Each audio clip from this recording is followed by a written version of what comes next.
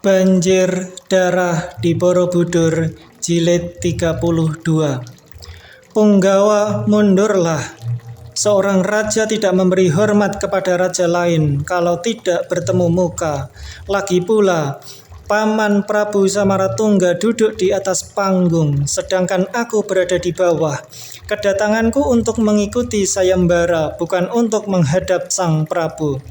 Penggawa itu tertegun. Ucapan seperti itu hanya dapat dikeluarkan oleh seorang raja. Siapakah raja muda ini?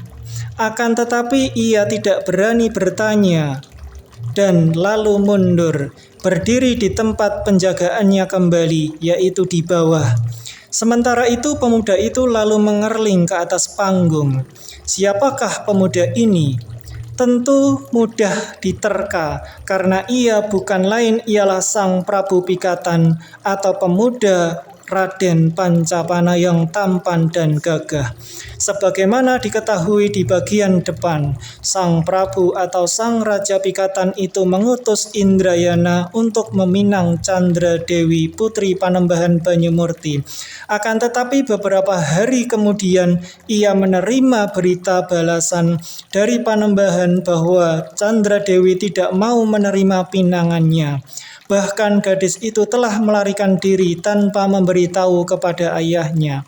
Mendengar ini, Sang Prabu Pikatan menghela napas dan ia tidak menjadi marah, bahkan berkata perlahan, "Candra Dewi, engkau sungguh setia. Aku tahu penolakanmu itu tentu karena cinta kasihmu terhadap Indrayana." Raja muda ini mengira bahwa Candra Dewi melarikan diri bersama Indrayana, maka ia tidak memikirkan lagi tentang gadis itu. Bahkan di dalam hatinya ia mendoakan kebahagiaan bagi Indrayana dan Candra Dewi yang disayanginya itu. Kemudian Sang Rakai Pikatan itu mendengar tentang sayembara yang diadakan oleh kerajaan Sailendra. Tergeraklah hatinya dan ia teringat akan cerita Indrayana yang memuji-muji kecantikan putri Pramodawardhani dari Sailendra. Kalau Candra Dewi tidak suka menjadi sesembahan di Mataram, agaknya yang patut menempati kursi kedudukan permaisuri selain putri mahkota Pramodawardhani dari Sailendra tidak ada orang lain lagi. Kerajaan Sailendra terkenal sebagai kerajaan besar dan juga nama Sang Prabu Samaratungga cukup terkenal. Tidak akan memalukan apabila ia dapat berhasil memboyong putri Pramodawardhani ke keraton Mataram untuk dijadikan permaisurinya. Akan tetapi ketika ia berunding dengan senopati sepuh di Mataram, para senopati ini menyatakan kesangsian mereka oleh karena kerajaan Sailendra beragama Buddha. Kalau Paduka mengajukan pinangan sebagai Raja Mataram, kemudian sampai ditolak hanya karena alasan agama, bukankah itu merupakan tamparan besar bagi kerajaan Mataram? Sebagaimana Paduka telah mengetahui, banyak terjadi kesalahpahaman antara kaula Mataram dan kaula Sailendra karena agama mereka. Janganlah sampai kesalahpahaman ini menjalar kepada keraton kedua kerajaan. Tidak demikian, Paman Senopati, jawab Sang Raja Pikatan. Oleh karena kerajaan Sailendra telah mengadakan sayembara pilih mantu, maka siapapun juga, baik beragama Buddha atau lain, berhak untuk ikut memasuki sayembara. Tidak sebagai seorang raja besar yang datang meminang dengan membawa bala tentara, melainkan sebagai seorang peserta, dan aku harap aku pergi dengan beberapa orang pengiring saja. Akhirnya berangkatlah Sang Rakai Pikatan diiringi oleh beberapa belas orang prajurit saja. Ketika Sang Prabu Pikatan mengerling ke atas panggung dan bertemu pandang dengan putri Pramodawardhani, ia menjadi bengong, tak dapat mengalihkan pandangan matanya dari atas panggung. Kecantikan putri itu jauh melampaui dugaannya. jauh melampaui pujian-pujian Indrayana. Hatinya berdebar keras dan pada saat itu juga ia merasa yakin bahwa inilah wanita idamannya dan ini pula lah wanita satu-satunya yang benar-benar ia inginkan menjadi permaisurinya. Bukan hanya untuk memantaskan atau demi keharuman nama kerajaannya, akan tetapi oleh karena hatinya membisikkan sesuatu yang aneh, yang membayangkan bahwa hanya dengan putri inilah hidupnya akan bahagia. Sementara itu, Pramodawardhani yang juga kebetulan sedang memandang kepada pemuda gagah dan tampan itu tak dapat lama-lama bertahan dan cepat-cepat menundukkan mukanya yang berubah merah. Sementara itu, sayembara telah dimulai. Seorang demi seorang maju dan mencoba kekuatan mereka untuk menarik Gandewa ampuh itu. Orang pertama adalah seorang pangeran dari timur, bertubuh tinggi besar dan bermuka hitam. Pangeran itu mengangkat dada, sengaja menanggalkan baju untuk memperlihatkan dadanya yang bidang dan membusung. Urat-uratnya melingkar-lingkar bagaikan ular di seluruh tubuhnya. Putri Pramodawardhani meramkan matanya. Ia tidak tahan untuk membayangkan bagaimana kalau sampai pemuda perkasa ini berhasil memenangkan sayembara. Diam-diam ia menggigil penuh kegelian hati. Ketika terdengar tepuk tangan para penonton yang menyatakan kagum atas kehebatan bentuk tubuh raksasa muda ini, Pramodawardhani membuka matanya. Ia melihat betapa pemuda bermuka hitam itu membungkuk, mengambil Gandewa dari atas meja, memegang batang Gandewa dengan tangan kiri, kemudian sambil tersenyum mengejek tangan kanannya memegang tali Gandewa, lalu dibentangkannya. Mula-mula ia menarik perlahan, dan tali itu dapat tertarik kedua ujungnya oleh tali. Ternyata tarikan pemuda itu menjadi mogok karena tali Gandewa itu kali ini sama sekali tak dapat digerakkan. Ia mengerahkan tenaga dan mulai hilanglah senyum ejekan yang tadi terbayang pada wajahnya yang hitam. Akan tetapi percuma, Gandewa itu benar-benar kuat dan masih lempeng. Sama sekali tak dapat dipentang sedikit pun juga. Ia mengerahkan tenaga sambil menahan nafas. Mukanya makin menghitam, urat-urat kedua tangannya tersembul makin besar. Peluh sebesar kacang hijau memenuhi jidatnya. Namun percuma belaka. Beberapa kali ia memandang Gandewa itu dengan penasaran dan heran, mengganti pegangan batang dengan tangan kanan dan menarik tali dengan tangan kiri, namun usahanya tetap sia-sia. Kini sorak-sorai penonton makin ramai, akan tetapi bukan merupakan pujian lagi, melainkan sorak menertawakan.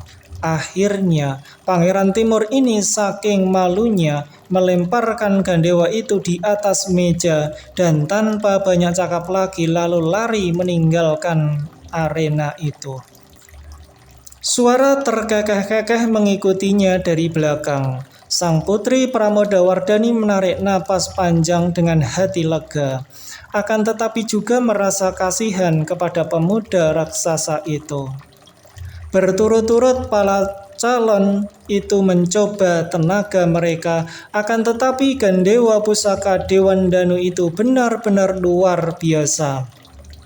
Ada di antara para calon yang kuat menarik busur itu sampai setengah lengkungan, akan tetapi tidak dapat sampai busur itu membulat baru setelah tarikan telah dilepaskan lagi karena tidak kuat dan kehabisan tenaga. Orang terakhir yang mengikuti sayembara itu adalah Kalinggajaya, Kalinggapati, dan Sang Rakai Pikatan. Para calon lain yang tidak dapat menarik busur itu telah meninggalkan lapangan, sehingga kini hanya tinggal 3 orang itu saja yang masih belum mengukur tenaga. Sang Prabu Samaratungga telah menjadi gelisah dan kecewa hati. Harapannya untuk memilih mantu menipis. Baru syarat pertama saja sudah sedemikian mengecewakan. Belasan orang kesatria pilihan tak mampu menarik busur itu.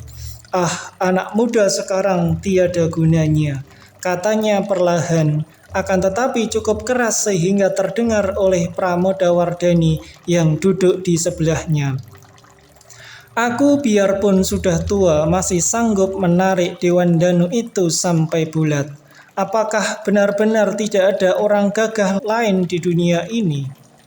Akan tetapi pada saat itu Kalinggapati adik Kalinggajaya, utusan dari Sriwijaya itu tampil ke muka. Sebelum melakukan percobaan tenaganya, ia menyembah lebih dulu ke arah panggung. Kemudian ia menghampiri Gandewa itu dengan wajah tenang. Sang Prabu menahan napas dan berbisik kepada permaisurinya, "Kudoakan semoga utusan-utusan dari Sriwijaya itu akan berhasil." Permaisurinya setuju dengan pendirian suaminya ini dan diam-diam ikut pula mendoakan. Akan tetapi Putri Pramodawardhani berpikir lain. Diam-diam Putri jelita ini berdoa, semoga kesatria bagus itulah yang akan berhasil dan keluar sebagai pemenang sayembara. Betapapun tinggi pujian Ramandanya akan kegagahan dan kebijaksanaan Pangeran Pati di Sriwijaya, akan tetapi ia belum menyaksikan dengan kedua matanya sendiri. Sedangkan kesatria yang tidak diketahui siapa orangnya itu sudah dilihatnya sendiri dan hatinya berdebar apabila ia melirik ke arah kesatria itu. Kalinggapati berdiri menghadapi busur Dewan Danu dan mulutnya berkemik membaca mantra. Kemudian ia menggerakkan tenaga dan kesaktiannya, mengambil busur itu dan menarik tali Gandewa. Nampak betapa mukanya merah dan dahinya berpeluh, akan tetapi ia berhasil menarik tali Gandewa sampai melengkung. Sorak-sorai menyambut hasil ini dan Kalinggapati lalu menaruh kembali Gandewa itu di atas meja, menyembah ke arah meja dan mundur kembali. Duduk di dekat kakaknya sambil memeramkan mata, mengatur napas dan terengah-engah. Gandewa itu terlampau berat sehingga ia harus mengerahkan seluruh tenaganya. Kini Kalinggajaya maju, seperti adiknya tadi, ia menyembah kepada Sang Prabu Samaratungga. Kemudian ia pun mengerahkan aji kesaktian, menarik tali Gandewa yang segera melengkung. Tidak ada peluh memenuhi dahinya, hanya wajahnya saja yang menjadi merah dan urat lehernya mengembung. Tanda bahwa ia mengerahkan tenaga dan mudah dilihat bahwa Kalinggajaya lebih sakti dan lebih kuat dari adiknya. Kembali sorak-sorai riuh kembali terdengar menyambut kegagahan ini. Bukan main girangnya Sang Prabu Samaratungga dan Permaisuri menyaksikan hasil yang diperoleh utusan-utusan Sriwijaya. Sorak-sorai sebagai sambutan atas kegagahan kedua orang utusan Sriwijaya tadi masih riuh ketika Sang Rakai Pikatan berdiri dari tempat duduk menghampiri meja itu dengan langkah seorang Bambang yang lemah lembut dan tenang. Berbeda dengan kedua orang utusan tadi, ia tidak menyembah ke arah panggung, hanya membungkuk sedikit sebagai tanda penghormatan. Kemudian ia menghampiri Gandewa itu. Para penonton diam kembali, kini memperhatikan kesatria yang tampan dan halus itu, orang yang begitu lemah lembut, mana dapat menarik Gandewa pusaka Dewan Danu. Terdengar orang berkata, Putri Pramodawardhani juga mendengar ucapan itu dan ia menjadi gelisah. Ketegangannya dapat terlihat jelas karena ia duduk sambil membungkukkan tubuh depan, memandang dengan kedua mata tak berkedip. Sang Prabu Samaratungga dan permaisurinya sebagai orang tua darah jelita itu tentu saja melihat keadaan putrinya ini. Maka mereka saling pandang dengan penuh pengertian, kemudian mereka menundukkan pandangan mata ke bawah panggung pula. Sang Rakai Pikatan menunduk dan mencium gandewa itu. Bibirnya bergerak dan tersenyum. Kemudian dengan gerakan tenang dan lemah lembut, ia mengambil gandewa itu dengan tangan kiri, mengangkatnya ke atas kepala, memegang tali gandewa dengan tangan kanan di belakang terpentang lebar. Tubuhnya agak condong ke belakang dengan pundak kanan merendah. Muka menengadah memandang angkasa. Mukanya yang tampan tersenyum manis. Kemudian tangan kanannya menarik tali gandewa dengan amat mudahnya. Seakan-akan busur itu hanya terbuat dari lidi aren dan tali gandewanya dari kulit pohon pisang. Busur itu melengkung sampai menjadi bulat, dan ketika tali gandewa dilepaskan, terdengar bunyi sing.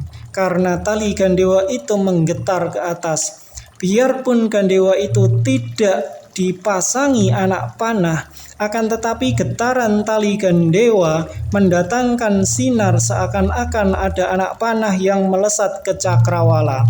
Bukan main hebatnya sambutan penonton atas hasil gemilang ini.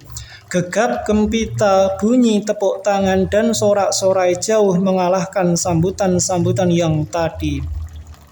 Sang Prabu Samaratungga dan permaisurinya menahan napas karena mereka pun tertegun melihat kesaktian anak muda itu. Dan ketika melihat betapa putrinya itu telah berdiri dari tempat duduknya dengan kedua tangan saling peluk, meremas-remas jari, Pramodawardhani terdengar permaisuri menegur dengan bisikan.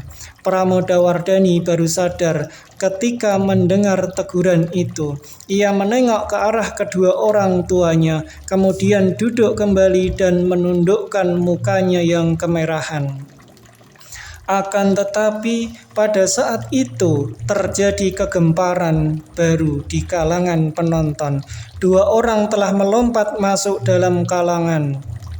Seorang dari utara dan seorang dari selatan. Orang yang masuk dari utara adalah seorang pemuda tampan yang gagah, sama tampan, sama halus, dan sama gagah jika dibanding dengan sang Rakai Pikatan. Pemuda ini langsung menuju ke tempat ketiga calon yang berhasil itu, duduk lalu menjatuhkan diri bersila dan menyembah ke atas panggung dengan penuh hikmat. Ketika Pramodawardhani memandang, kedua matanya terbelalak. Ia mengenal pemuda itu yang bukan lain adalah Raden Indrayana, pemuda kurang ajar yang dulu berani membuka tirainya ketika ia bersama ayahnya menjunjung pembukaan Candi Lokeswara. Juga sang Prabu Samaratungga mengerutkan alisnya. Sungguh pun pemuda itu cukup gagah dan tampan, akan tetapi ia hanya keturunan seorang wiku dan pernah melakukan pelanggaran. Namun apakah hendak dikata setiap orang berhak dan boleh mengikuti sayembara? Yang lebih mengejutkan hati sang Prabu adalah kedua yang masuk ke dalam kalangan selatan.